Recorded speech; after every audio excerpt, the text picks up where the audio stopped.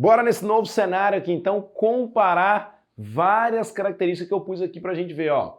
Vamos ver aracnídeos e insetos, como a gente acabou de comentar sobre ele, mas também vamos ver crustáceos, os quilópodes e os diplópodes. Quem são eles, afinal de contas? Ó, vamos falar de exemplo, corpo, como é dividido o corpo, pernas, antenas, respiração, excreção, desenvolvimento e habitat. Vou dar uma licencinha aqui do quadro.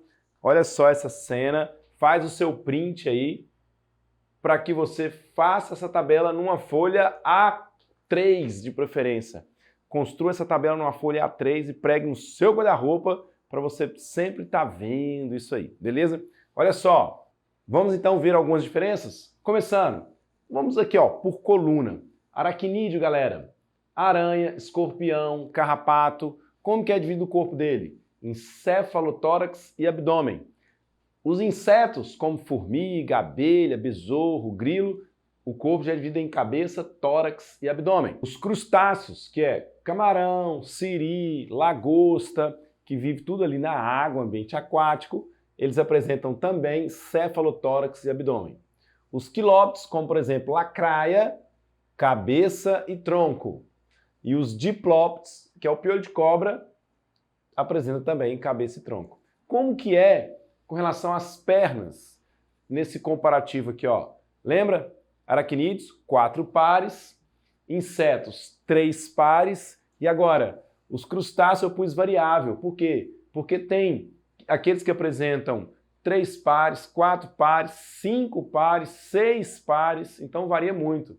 Tem crustáceo que tem até 12 pernas. Fantástico, né? Agora, entre quilópodes e diplópodes tem uma diferença importante, hein? Atenção, quilópodes, lacraia, tem 1 par por segmento, que é lacraia e centopeia.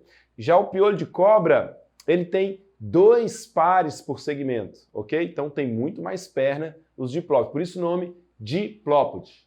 O outro nome que ele tem é embuá. Tem lugar que ele é chamado de embuá, mas o nome mais técnico é diplópode. Agora com relação à antena, veja, os aracnídeos são ausentes, eles são áceros, por eles não terem antena.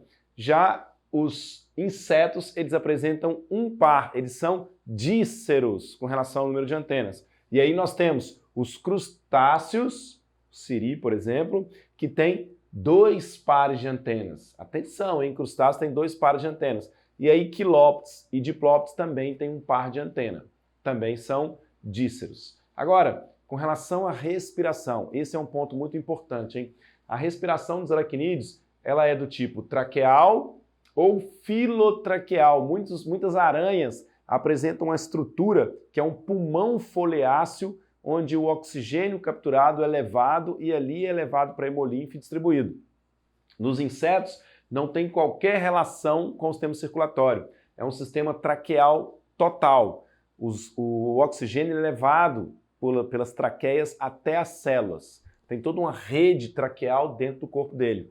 Agora, crustáceo, galera, vive na água. Todo ser vivo que vive na água, eles têm como sistema respiratório branquial. Alguns têm umas estruturas mais evoluídas, mais desenvolvidas, outros mais primitivas, uns mais derivados, outros mais primitivos, usando os termos evolutivos corretos, mas, de modo geral, branquial. A única forma, a única estrutura biológica que consegue tirar o oxigênio dissolvido na água são brânquias. Então, respiração de crustáceo, branquial. E de quilópodes e diplópodes também é traqueal, como no caso dos insetos, certo? Agora, e com relação à excreção, esse é um outro ponto comparativo muito importante. A excreção, a estrutura excretora de aracnídeo, de modo geral, é glândulas coxais. De modo geral, glândulas coxais, porque fica próximo à coxa dela. No caso dos insetos, túbulos de Malpighi são prolongamentos que partem do próprio intestino que servem para capturar as excretas nitrogenadas dele. Já nos crustáceos são glândulas verdes que ficam próximo da cabeça, são chamadas também de glândulas antenais, porque fica próximo à cabeça. A estrutura excretora de crustáceo, glândulas verdes. E também de quilópodes e diplópodes são túbulos de Malpighi, igual nos insetos. Percebe a proximidade entre insetos com quilópodes e diplópodes, certo? Esses aqui são mais antigos, hein? São mais antigos. Bom, com relação ao desenvolvimento, o que é o desenvolvimento? desde a fecundação, que forma o zigoto, até o original indivíduo adulto. O desenvolvimento ele pode ser direto, quando a partir do zigoto surge um embrião e desse embrião já nasce um indivíduo que é pequeno, mas já tem todas as estruturas semelhantes a um adulto, só falta desenvolver. Isso é o desenvolvimento direto. Agora, o desenvolvimento indireto é quando existem vários estágios. O desenvolvimento indireto é aquele que passa pelo zigoto, que forma ali, né, um ovo, o zigoto é o ovo, dali eclode uma larva, a larva forma uma pulpa e da pulpa cresce o ímago, que é o indivíduo adulto. Então, quando você, por exemplo, vai lá no seu lixo e encontra aquelas larvas da mosca lá, a larva é o estágio larval, aquilo é o estágio larval da nova mosca que vai surgir. Ela, antes de virar o adulto, ela vai se empulpar e vai acontecer toda uma metamorfose ali, toda uma transformação lá dentro. Desenvolvimento indireto. Pois bem, aracnídeo, existem espécies que têm desenvolvimento direto e outras indireto. Agora, com relação aos insetos, desenvolvimento indireto, na sua grande maioria. Existem um desenvolvimento chamado ametábulo, como é o caso da traça, tem o hemimetábulo, que é uma metamorfose incompleta, como no caso dos grilos, e o holometábulo, que é a grande maioria, que tem toda essa transformação que eu citei aqui, de passar por larva, pulpa e o adulto.